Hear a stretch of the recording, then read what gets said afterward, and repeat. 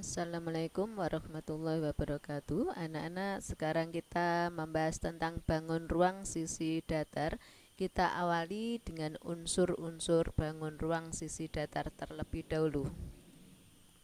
Kita awali membahas tugas yang lalu sebelumnya. Bismillah.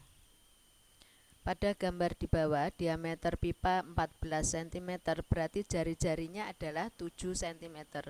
Disusun seperti terlihat pada gambar di bawah ini. Bila pipa-pipa itu diikat dengan erat oleh tali, berapakah panjang tali minimum yang dibutuhkan? Yang lalu sudah kita cari rumusnya. Kalau posisinya seperti A, B, dan C ini, rumusnya panjang tali adalah 4 kali N min 1 kali jari-jari ditambah keliling lingkaran. N adalah banyaknya pipa yang kita ikat ya. Untuk yang A, banyaknya pipa yang kita ikat adalah 2, berarti 4 kali 2 dikurangi 1 yaitu 1, kemudian dikalikan jari-jari ditambah keliling lingkaran. Keliling lingkaran sudah kita cari di sini, mendapatkan 44. Maka hasil akhir adalah 72 cm. Jadi kalau posisinya seperti ini, tali pengikatnya 72 cm. Kemudian untuk yang B ada 3 pipa yang diikat. Langsung kita masukkan rumus saja, 4 kali N-1, N-nya diganti 3, berarti ini 2 kali jari-jari ditambah keliling sama dengan 100 cm. Untuk yang C, pipanya ada 4, berarti 4 kali 4 dikurangi 1 adalah 3, dikalikan jari-jari ditambah keliling sama dengan 128. Inilah jawaban A sampai dengan C. Kita lanjut. Untuk yang D, E, dan F, posisinya seperti ini lain lagi ya. Rumusnya adalah 2N kali R ditambah keliling. N adalah banyaknya pipa yang diikat, berarti 2 kali 3 yaitu 6 kali jari-jarinya 7, kelilingnya dihitung 44, berarti kita ganti dengan 44. Maka panjang tali tersebut adalah 86. Untuk yang E, pipanya ada 4, berarti 2 kali 4 kali jari-jari ditambah keliling sama dengan 100 cm. Untuk yang F, pipanya ada 5, berarti 2 kali 5 kali jari-jari ditambah keliling sama dengan 114 cm. Inilah jawaban yang D sampai dengan F. Kita lanjut. Sekarang perhatikan dari jawaban tadi, kalau diikat ini ada 3 pipa, sama-sama ada 3 pipa, diikat seperti ini posisinya, maka panjang talinya 86.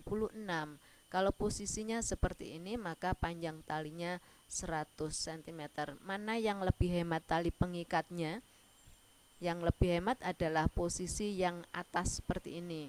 Ya, siapa tahu di antara kalian nanti ada yang punya pabrik pipa ya, sehingga kalian bisa menentukan panjang tali yang mana yang paling irit ya, yang paling hemat. Ya, inilah yang dinamakan matematika itu indah dan berguna anak-anak ya. Kita lanjut. Kita mulai unsur-unsur bangun ruang sisi datar. KD-nya bisa kalian baca pada buku pegangan siswa, sedangkan pengalaman belajar kita kali ini mengenal unsur-unsur bangun ruang sisi datar. Perhatikan ini, kalau kalian ingin membuat boneka seperti ini, maka kalian harus mengenal tentang bangun ruang sisi datar.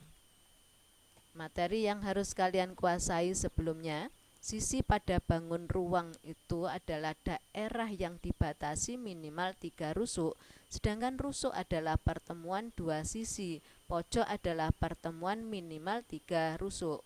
Sedangkan diagonal adalah garis yang menghubungkan 2 titik sudut yang tidak berdekatan. Oke, kita lanjut. Kita mulai unsur-unsur balok. Kita mulai dari sisinya dulu ya. Sisi balok. Nah, seperti ini. Ini sisi sebelah kanan, samping kiri, bawah, atas, belakang, dan depan. Berapakah banyaknya sisi pada balok? ada 6 ya. Bagaimana dengan bentuk sisi-sisinya? Bentuk persegi panjang ya, sisi yang berhadapan, sejajar, dan kongruen. Kongruen itu persis sama. Rusuk balok, yang dinamakan rusuk itu seperti ini. Nah, ini semuanya rusuknya ya. Berapakah banyaknya rusuk pada balok? Bisa kalian hitung, semuanya ada 12 rusuk. Bagaimana dengan panjang rusuk-rusuknya? Rusuk-rusuk yang sejajar panjangnya sama. Pojok, yang dinamakan pojok itu, pojok tadi kan pertemuan minimal 3 rusuk kan? Ini pojok-pojoknya. Berapakah banyaknya pojok pada sebuah balok? Semuanya ada 8.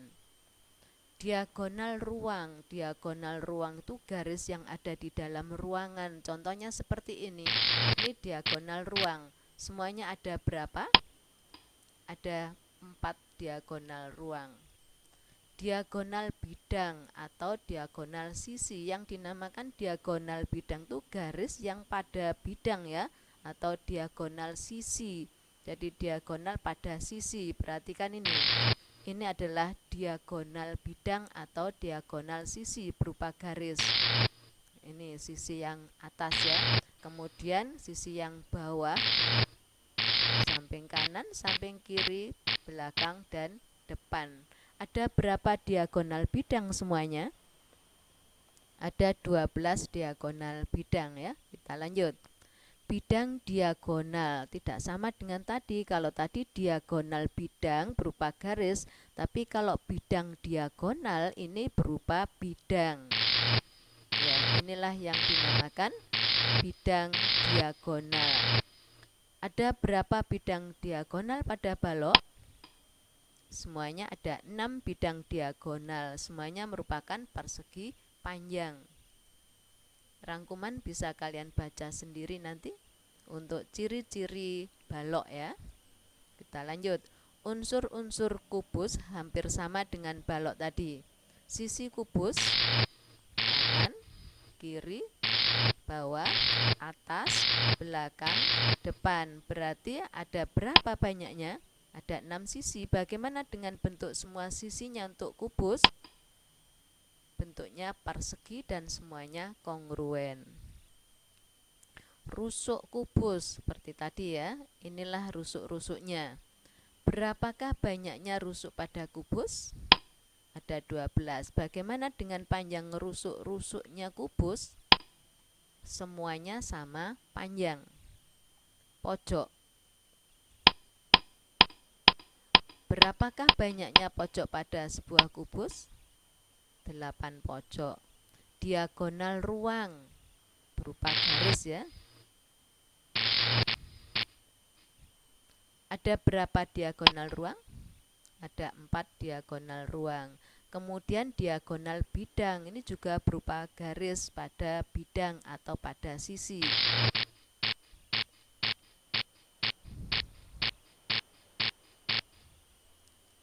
Ada berapa semuanya? Ada 12 diagonal ya. Bidang diagonal berupa bidang, bukan berupa garis ya. Ada berapa bidang diagonal semuanya? Ada 6 bidang diagonal, semuanya merupakan persegi panjang. Rangkuman untuk ciri-ciri kubus bisa kalian baca sendiri nanti. Prisma. Prisma adalah bangun ruang yang memiliki minimal sepasang sisi yang sejajar dan kongruen. Perhatikan, prisma adalah bangun ruang yang memiliki minimal sepasang sisi yang sejajar dan kongruen. Yang termasuk prisma adalah kubus, balok, tabung, dan lain sebagainya. Jika sisi yang sejajar dan kongruen berbentuk segi 4, maka prisma itu dinamakan prisma segi 4. Jika sisi yang sejajar dan kongruen berbentuk segitiga, maka prisma itu dinamakan prisma segitiga. Jika sisi yang sejajar dan kongruen berbentuk segi 6, maka prisma itu dinamakan prisma segi 6. Jika sisi yang sejajar dan kongruen berbentuk lingkaran, maka prisma itu dinamakan tabung, bukan prisma lingkaran ya. Jadi kalau alasnya atau tutupnya atau sisi yang sejajar berbentuk lingkaran, maka prisma itu dinamakan tabung. Macam-macam prisma seperti ini dinamakan prisma segitiga, prisma persegi, prisma segi 4, ini dinamakan prisma segi 6, dan ini dinamakan tabung. Di sini yang kita pelajari adalah sisi yang datar saja, berarti tabung kita pelajari di kelas 9 ya. Sisi yang sejajar adalah alas dan tutup prisma. Jarak antara kedua sisi yang sejajar adalah tinggi. Jadi yang saya beri warna ini adalah alas dan tutupnya. Ini juga. Kemudian jarak antara alas dan tutup adalah tinggi. Jadi ini adalah tingginya. Tinggi tidak selalu berdiri ya. Tinggi bisa miring, bisa horizontal, dan lain sebagainya. Kita lanjutkan tentang limas. Jika alasnya berbentuk segi 4, maka limas itu dinamakan limas segi 4. Jika alasnya berbentuk segitiga, maka limas itu dinamakan limas segitiga. Jika alasnya berbentuk segi 6, maka limas itu dinamakan limas segi 6. Nah, ini hati-hati. Jika alasnya berbentuk lingkaran, maka limas itu dinamakan kerucut, bukan limas lingkaran ya, tapi kerucut. Macam-macam limas seperti ini. Ini limas segi 4, kemudian ini limas segi 6. Ini adalah kerucut. Kerucut kita pelajari di kelas 9. A, B, C, D adalah alas limas yang saya beri warna merah ini.